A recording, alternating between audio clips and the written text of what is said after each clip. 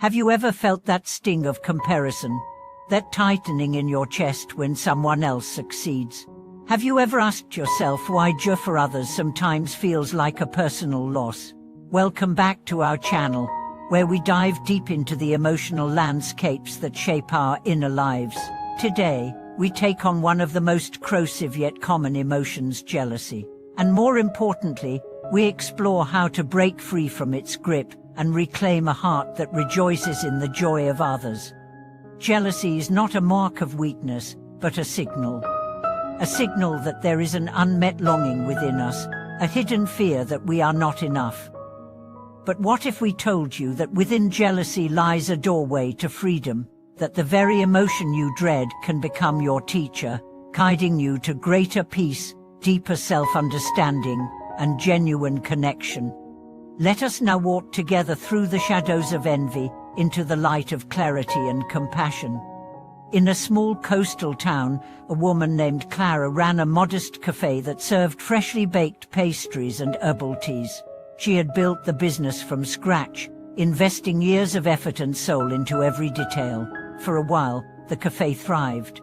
Locals adored her warm smile and cozy space. But then, a new cafe opened down the street, sleek, modern, with a flood of attention on social media.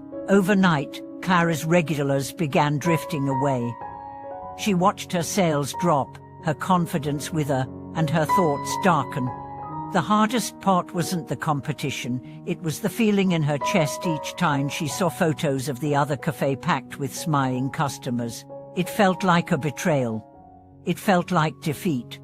More than once, she thought about quitting, but then something unexpected happened. A long-time customer noticed Clara's mood and gently asked, "Are you okay?" Clara hesitated, then replied, "I just don't understand why their success feels like my failure." That question became the seed of her transformation.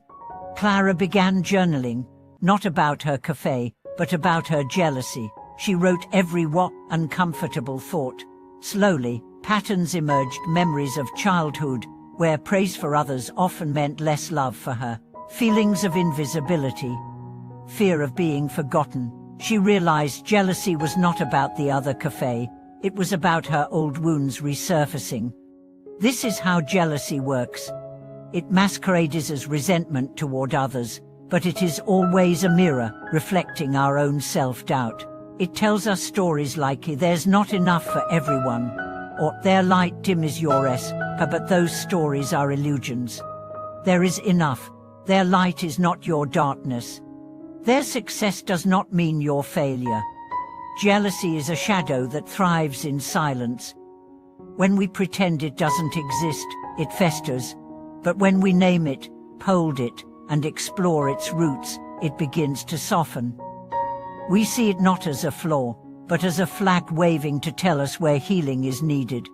Let's consider the story of Ravi, a musician in a bustling city orchestra. For years, he was the second chair violinist, talented but never in the spotlight. Then came Meera, a newcomer with brilliance in her tone and grace in her style. She quickly became the audience's favorite, praised in every review. Ravi was kind to Meera, but inside, he was tormented. Every compliment she received felt like an arrow to his pride. He started skipping rehearsals.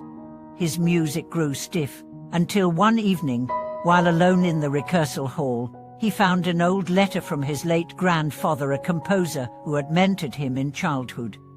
The letter read, "You never forget that music is not a race, it is a gift we share, not a trophy we earn." Those words shook Ravi. He realized he had been treating music as a measure of worth rather than a medium of joy. He had forgotten why he played. The next day, Ravi approached Meera and said, "Your music reminded me why I started playing. Thank you." They began practicing together, and their performances gained a new harmony. The orchestra bloomed with their unity. Ravi's jealousy didn't disappear overnight, but it transformed. It became admiration. It became inspiration. This is the alchemy of envy. When brought into the light of awareness and humility, it changes form. It becomes fuel, what friction. It becomes a bridge, what a barrier. Spiritual traditions across the world address jealousy not as a sin to be punished, but as a symptom of forgetting our inherent worth. In Buddhist psychology, jealousy arises from the comparison mind, the mistaken belief that happiness is a limited resource. But in reality, joy expands when shared. Compassion multiplies when given. The more we celebrate others, the more space we create for our own radiance to emerge. Let's imagine your life as a garden. Each person's success is like a flower blooming. If you see their blossom and think, "Why not me?" you waste your energy resenting the sunlight. But if you tend your own soul, water your own roots, and learn from their growth, your garden will flourish too. So how do we actually move beyond jealousy? First, acknowledge it without shame. Say to yourself, "I feel envious, and that's okay. It means I care. It means I have dreams." Second, trace it to its root. Ask, what story am I believing right now? Is it true? Third, transform it through action. Compliment the person you envy. Support their work. Turn competition into collaboration. This isn't about being fake. It's about retraining your heart to see abundance, not scarcity. To believe that the universe is wide enough for every soul to shine. Consider Eleanor, an artist who struggled for recognition. She felt overshadowed by her peers, who seemed to attract success with ease. One day, instead of scrolling through their social media with resentment, she began commenting with genuine praise. Something shifted, her anxiety faded, her connections grew. Within months, her own work began receiving attention, not because she forced it, but because she aligned herself with the energy of generosity. Eleanor discovered a secret. When you bless what you envy, you bless yourself.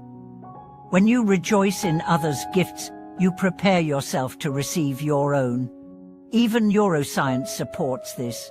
Studies show that practicing gratitude and compassion rewires the brain's reward system. The more you celebrate others, the more joy you feel. It's not just spiritual, it's biological. Your body responds to kindness with healing. So if jealousy arises, and it will, because we human treat it like a messenger, ask it what it wants to show you. Perhaps it's pointing to a forgotten dream, a hidden talent, a wound that needs care. Don't silence it.